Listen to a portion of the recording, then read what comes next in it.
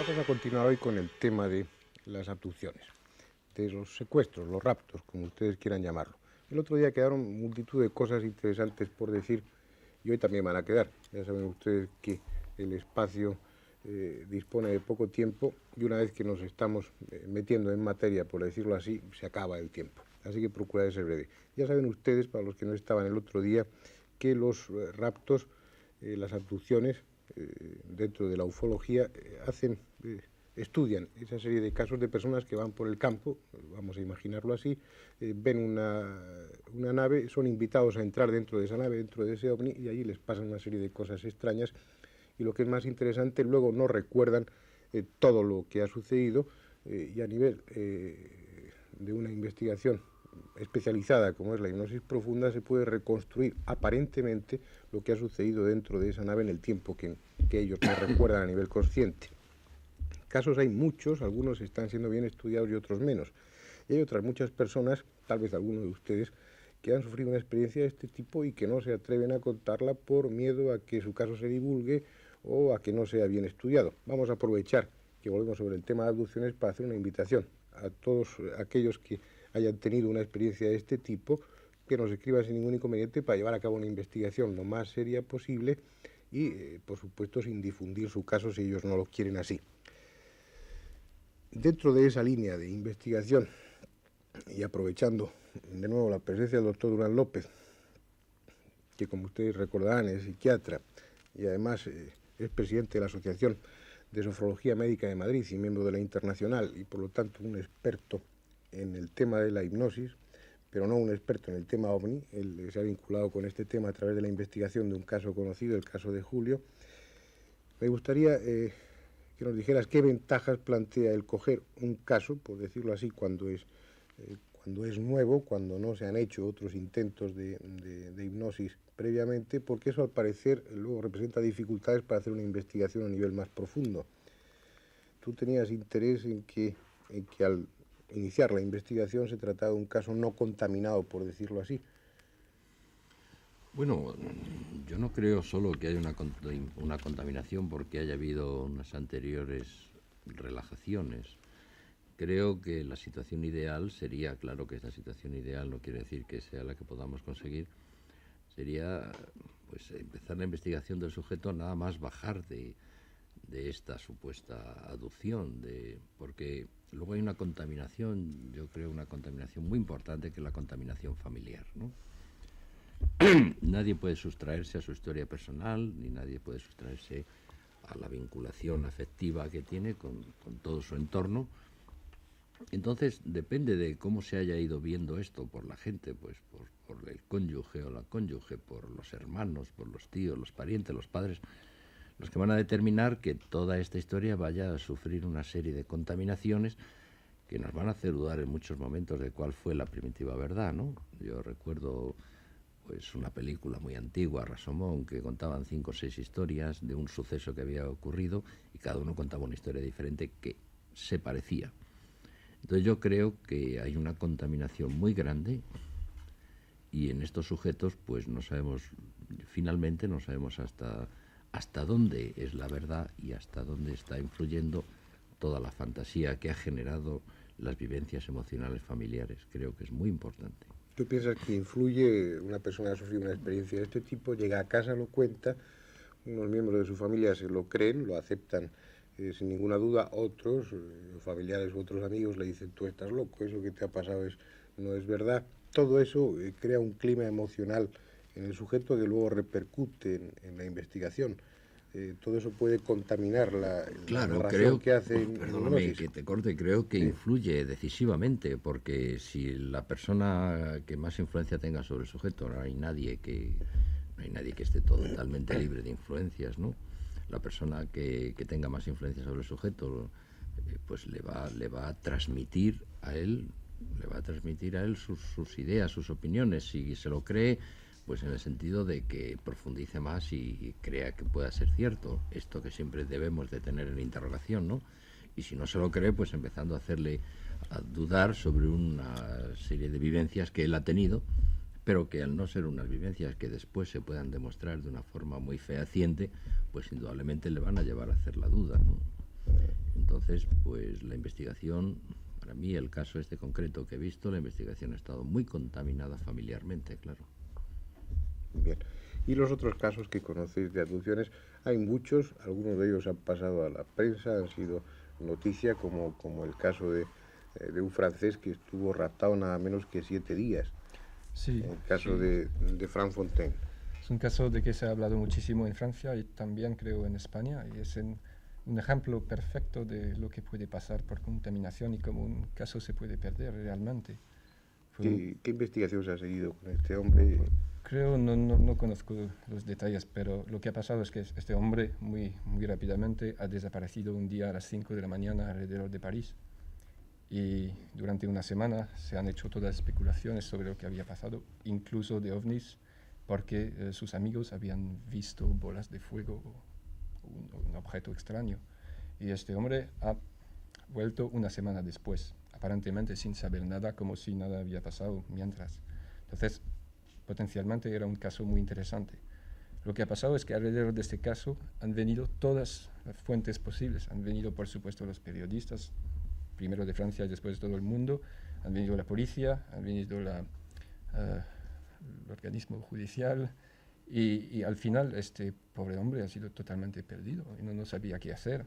Y cuando han venido los investigadores oficiales, porque en Francia tenemos la suerte de tener el único proyecto oficial de investigación de ovnis, ya estaba demasiado tarde, en el sentido que el hombre había sido, como decir, raptado otra vez por supuestos ufólogos que querían escribir libros, que querían hacer cosas, y la investigación de verdad no se ha podido ni siquiera empezar.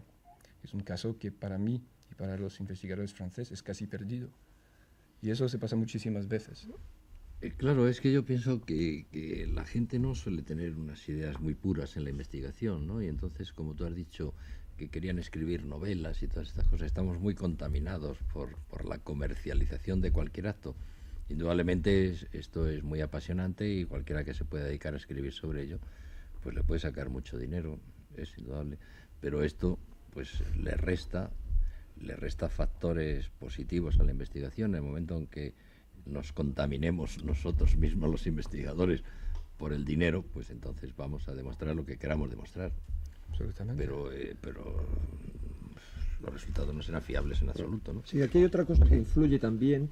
Yo he seguido bastante de cerca el caso Frank Fontaine a través de varios supuestos investigadores, lo que se llaman ufólogos, que han estado allí, han hablado con él, y uno de ellos concretamente Jimmy Guillet, que es la primera persona que escribió libros de ovnis en Francia, pero que en realidad su profesión es novelista, escritor de ciencia ficción.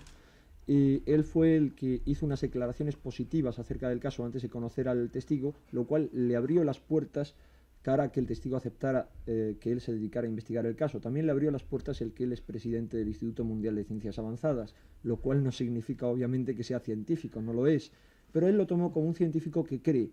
Entonces comenzaron a trabajar con él en hipnosis y en el momento que lo tenían hipnotizado fue cuando llegó el doctor Alain Esterlé, amigo de Luans y encargado de este proyecto francés, y ahí ya estaban cerradas las puertas. Lo que yo pienso son dos cosas. Una, creo que no es tan importante el afán por parte de los llamados ufólogos de sacar dinero de estos temas, puesto que vamos a partir de España, es muy poco el dinero que se saca de los libros por toda una serie de razones, sino sobre todo el afán de personalismo. Es un tema tan trascendente, es un tema tan importante, que hay un amplio deseo por parte de cada uno de los que nos interesamos en el tema de ser los que acaparemos lo más importante, los que demostremos al mundo que aquí hay un hecho trascendente. Es lo que me parece más peligroso, el despersonalizar la investigación. Evidentemente es que no hay nadie que esté libre de un cierto afán de notoriedad y entonces, claro, nuestro afán de notoriedad nos llevará a tratar de ser unos investigadores famosos, ¿no? Lo que yo pienso, no sé, este afán de notoriedad debemos de tratar de controlarle. Como dice Loan, sería interesante que tuviéramos un organismo oficial, ¿no? Que esto quizás le pudiera dar una cierta seriedad, siempre que los componentes del organismo fueran serios. Bien, no vamos a entrar en el tema de crear oficialmente un organismo no, de este tipo porque probablemente diríamos palabras feas. incluso, ¿no? Ya se ha insistido hasta la saciedad sobre el tema y no hay manera. Sí me gustaría, en el tema de las abducciones, tengan en cuenta que son muy frecuentes casos de este tipo y que, como comentábamos el otro día, se parte de un hecho objetivo. Es decir, no está solamente el relato que esta persona hace y luego el relato que hace en hipnosis, sino que existe la evidencia y otros testigos incluso que han visto una nave y que a veces han visto la proximidad de esa nave a ese sujeto que ha sufrido la abducción. En los casos que he investigado, os imagino que tiene que haber toda una serie de coincidencias. ¿Es así? Sí. Yo querría comentar algo a este respecto. Lo que es más importante cara a la gente que ha tenido este tipo de experiencias es no solamente la gente que recuerda haber entrado en el interior de un ovni, sino aún la gente que ha visto un ovni y que recuerdan más o menos vagamente que ha pasado un lapso de tiempo en el que ellos ignoran lo que han hecho. Esa gente es muy importante que se ponga en contacto con la gente que le ofrezca confianza, cara que se ha investigado seriamente. Hay más casos de los que parece, y puedo decir que en España tenemos hasta el momento referencia de 12 casos de este tipo, que solamente alguno de ellos hemos podido indagar un poco a fondo. Hay bastante reticencia por parte de los testigos y por parte del ambiente familiar, nos ha ocurrido en varios casos, a que estos se investiguen. Sin embargo, me parece de absoluta importancia, de absoluta trascendencia en cuanto a que determinemos la naturaleza e intencionalidad del fenómeno ovni. Por lo tanto, podemos decir que no haríamos nada si no nos siguieran lloviendo estos testimonios. Normalmente es constante, fundamental, que esta gente no cuenta estos casos a la prensa, sino ni siquiera a los organismos oficiales, sino que tiende a contarlo a nivel familiar más íntimo, si es que lo recuerdan. Hay un gráfico, la gráfica de la colina, que indica que a mayor grado de extrañeza que tiene la experiencia ovni, hay menor probabilidad de que sea comunicada a alguien. Sí, desde el Bueno, punto de pero vista no me humano vas eso a es permitir lógico, que ¿no? os corte porque como estamos muy educados y muy finos, tú antes has hablado y yo quería haber metido baza, pero no lo he hecho. Pues haberlo hecho. Es indudable esto que tú dices de lo que yo decía de la creación de un organismo oficial, no quiere decir que fuera un organismo, en fin, creo que esto ya sería para hablarlo, no quiero decir que sea de la administración ni nada. Pero es que es muy importante al acercarse al fenómeno OVNI, acercarse lo más neutro posible. Y entonces lo que habría que hacer hasta ahora parece ser, lo que yo conozco, es que se está haciendo pues una investigación por francotiradores, llamémoslo así. Entonces sería fundamental hacer una investigación seria y entonces que hubiera unos observadores de los observadores, porque a mí me parecen fundamentales en la poca experiencia que tengo la observación de los observadores. Creo que la observación de los observadores, y Luan se está riendo, creo que está de acuerdo conmigo, Sí, es totalmente. fundamental, mucho más que la observación y la investigación del sujeto que ha hecho la abducción. Sí, estoy totalmente de acuerdo. Te preguntaba antes, y es una pregunta que la dejo en el aire para todos, ¿qué coincidencias hay entre los distintos casos de abducción que se han estudiado? Yo creo que sobre todo la constante es el hecho de que los testigos, la palabra abducción viene del latín abducere, ser llevado hacia, los testigos, sea consciente e inconscientemente del grado o a la fuerza, son conducidos al interior de lo que ellos interpretan como una nave. Hay desde luego unas deformaciones de la realidad de tal manera que la nave vista desde fuera, en algunos casos, no en el caso este Julio, que es parece bastante material, en algunos casos vista desde fuera parece más pequeña que vista desde el interior. Luego lo que ocurre en el interior normalmente es siempre que son sometidos a exámenes, que son sometidos a una serie de preguntas en muchas ocasiones absolutamente pueriles y que posteriormente, después de haber sufrido este examen y de haberles dado algún tipo de mensaje más o menos claro, mensaje a veces de tipo Pero salvacionista. permítame que aclare, a exámenes que pudiéramos definir con palabra actual como chequeos médicos, ¿no? Exactamente. O no solo chequeos para aclararlo, médicos, ¿sí? sino incluso experiencias de otro tipo, experiencias biológicas, genéticas, o no ignoramos exactamente de qué tipo, en el que ha habido manipulación concreta. Y posteriormente, muchos de estos testigos creen, aunque se resistan algunos de ellos, creen seguir en contacto con estas entidades. Desde luego lo que ocurre en muchos casos, como es en el caso Julio, es que es gente muy sensata que se niega a aceptar esa realidad, pero es una realidad que se les impone. Ese es un aspecto curioso que pienso que interesa destacar. Por lo que sabéis vosotros, ¿qué es lo que sucede con el sujeto que ha sido objeto de una abducción antes y después? Es decir, ¿hay alguna, lo comentábamos antes, hay algún contacto previo, aunque ellos no lo recuerden, en la infancia o algo de este tipo? Se empieza ahora a sospechar, se empieza a ver. Eso por una parte. Y por otra parte, si después de haber estado en contacto dentro de la nave, si esas personas, su vida cambia de alguna forma, si establecen ese contacto que tú mencionabas, no solo establece, sino que permanece, continúa, aunque sea a un nivel inconsciente o se sospecha que exista. ¿Qué pasa? ¿Se transforman en una especie de mesías, o siguen haciendo su vida absolutamente normal y ese es un hecho claramente recortado y aislado dentro de su biografía? No, en absoluto. Es imposible. No, Dentro de su biografía yo creo que esto tiene que producirle un cambio impresionante porque empiezan a ser un personaje. El hecho de haber estado en un ovni supone que ya es un personaje, ¿no? Es un individuo que su afán de notoriedad se siente muy exaltado. Claro, de alguna forma él ha sido un elegido, ¿no? Exactamente, si ha habido solo 12 señores en España, por lo menos 12 señores que sepamos, pues fíjate, es más importante que ser ministro. Hay muchos menos señores que han estado en un ovni que ministros. Entonces es importantísimo y esto les cambia totalmente la vida, claro que sí. Incluso sus relaciones familiares se ven tremendamente afectadas. Y además hay un factor que es que después de tal experiencia están buscando en su vida, en sus pensamientos, en sus experiencias, algo raro, alguna conexión que si no había pasado nada, habría pasado desaparecido totalmente. Es decir, empiezan a escucharse a sí mismos Sí, para se ver si se polarizan repite de alguna realmente. manera el contacto. Creo que sí. Pero me comentabais una cosa que es muy curiosa, que algunos de estas personas raptadas antes habían tenido, sin que ellos lo recordaran conscientemente, otras experiencias en la misma línea, ¿no?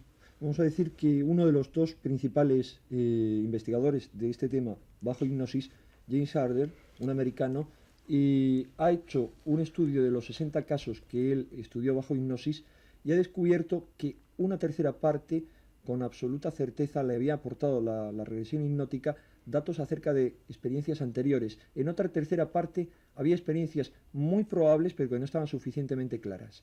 Entonces, en cuanto a esta tercera parte de casos que habían tenido experiencias anteriores, eran en general experiencias en su infancia en las que no solo habían visto un ovni o habían sido conducidos hacia el ovni, sino sobre todo se les habían aparecido misteriosos personajes, a veces como terrestres normales pero con una cierta peculiaridad, en otras ocasiones como seres un tanto, vamos a decirlo así, angelicales, o como los personajes que se les aparecen a muchos iniciados ocultistas, vamos a decirlo así. Hay una coincidencia bastante constante a través de la historia en estos relatos, hay una morfología común, pero sobre todo la clave, que se repite en el caso Frank Fontaine. Yo he leído el libro que ha escrito recientemente y que aún no se ha publicado, Jimmy Guillet.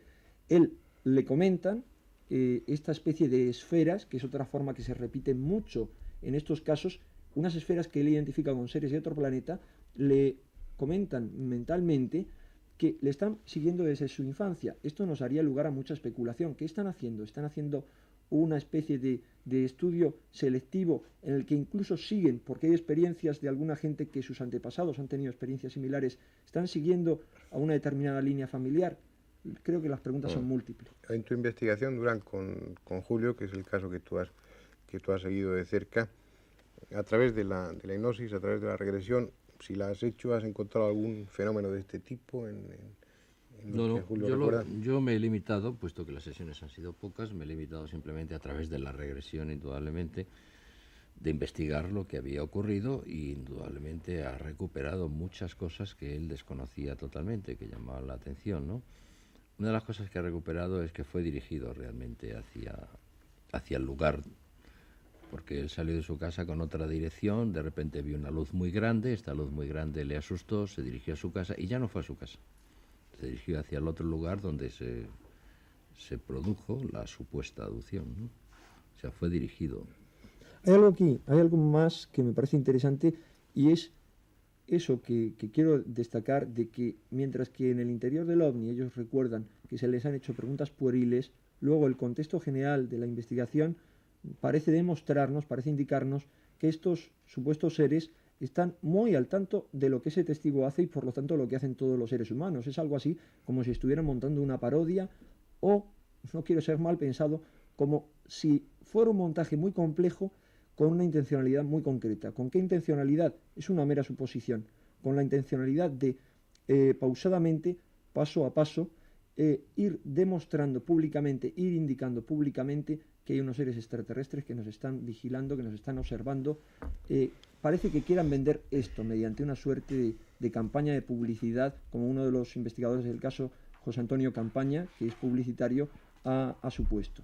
A mí me gustaría preguntarle especialmente al doctor Durán, porque en definitiva el resto estamos muy vinculados con el tema.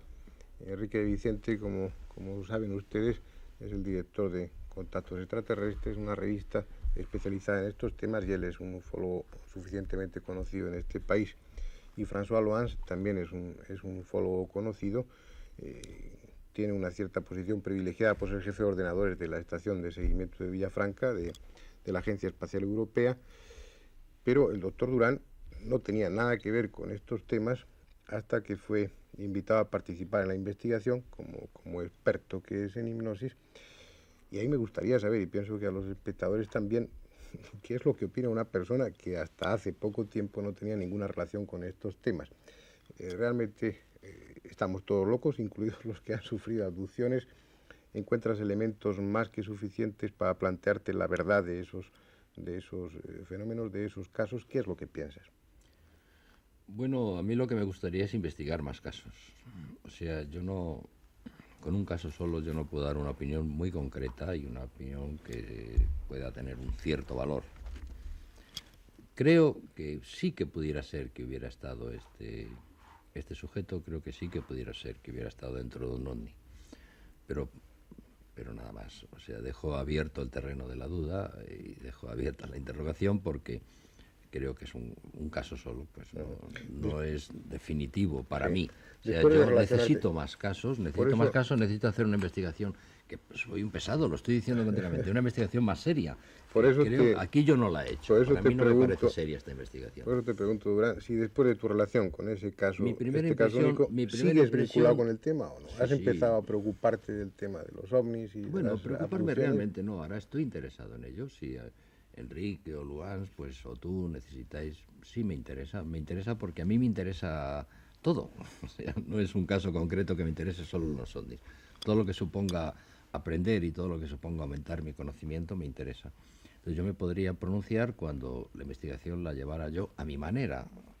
Y llevar la investigación a mi manera, pues será dar una serie de normas que habría que cumplir. Esto se ha llevado de una forma un poco deslavazada. Creo que eso es fundamental en una investigación de este tipo, confiar plenamente en el criterio del especialista, del que va a inducir a un estado hipnótico al yo creo que el equipo investigador podríamos ponernos de acuerdo haciendo unas reuniones previas y decir, pues vamos a seguir estas normas, que tampoco serían unas normas para llevarlas rígidamente, porque entonces tampoco sería bueno, ¿no? Dejando una apertura a posibles variaciones, pero seguir unas normas y no estar, pues a mí me parece que se ha llevado de una forma deslavazada, no sé lo que pensarán. Bien, vamos a terminar por el tiempo. ¿Qué querías decir? Sí, yo quería decir que se pasa por los ovnis lo que pasa para toda ciencia o para toda investigación complicada.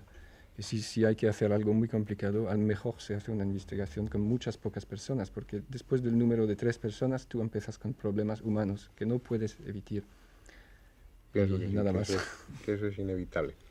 Bien, vamos a dejar entonces en el aire esta sugerencia, la que hacíamos al principio. Todas aquellas personas, todos los de ustedes que hayan tenido una experiencia o crean haber tenido una experiencia de este tipo, se pueden poner en contacto con nosotros si así lo desean para hacer una investigación o ponerles en contacto con las personas adecuadas. Parte de ellas estarían aquí, otras no están aquí hoy, para hacer una investigación lo más rigurosa, seria posible, con un objetivo puramente científico, no con un objetivo de publicidad, ni de divulgación, ni de escribir libros, como se comentaba antes, pienso que con toda razón. Queda la invitación ahí y queda también por clarificar el tema de las abducciones. Pienso que afortunadamente, en muchos sentidos, no vamos a poder en mucho tiempo tener las ideas claras al respecto, pero ya se empiezan a despejar incógnitas. Dejemos pues el tema y tal vez en su momento volvamos sobre él. Nada más.